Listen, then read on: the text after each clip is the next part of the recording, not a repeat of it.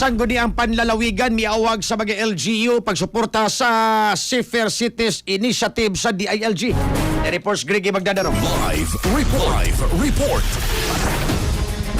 Yes, ang 17 Sangguniang Panlalawigan kon SP formal nang mipadayag sa mga local government unit kon LGU. Loko Probinsya Sugbo nga suportaan ang Department of Interior and Local Government kon DILG Safer Cities Initiative.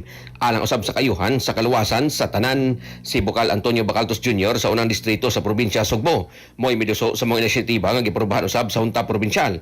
Atol silang regular nga sesyon niadtong Lunes, Mayo 25 tuig 2026. Kahimduman nga ang DILG may issued Memorandum Circular number 2026-029 nga gipitsahan og Abril 8 at tuig 2026. Diin ang tanang LGU giawhag sa paghimo og maordinansa pagpaligon sa seguridad ug kaluwasan sa tanan. Lakip sa tinguha sa mga inisyatiba nga Safer Cities Initiative mo ang pagpaligon sa police visibility ug presensya niini sa mga high density nga mga urban area.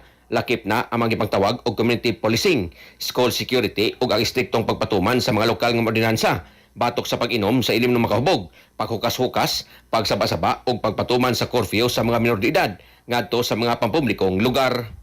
Ang kopya sa mga resolusyon gipasa na nga cities, municipality ug barangay sa probinsya sa Sugbo. Sa ato mga katropa diha nga nagkalubog ug naghanap ang pananaw, inom kanunay og Vision X Plus of gel capsule gumikan kay kini kompleto sa mga phytonutrients nga mapugtar sa atong mga mata. Aduna kini lutein, beta-carotene, vitamin E ug zeaxanthin. Alang sa kusang Pilipino para sa Pilipinas, kinang katropa Gregi Magdadaro, XFM News. XFM report.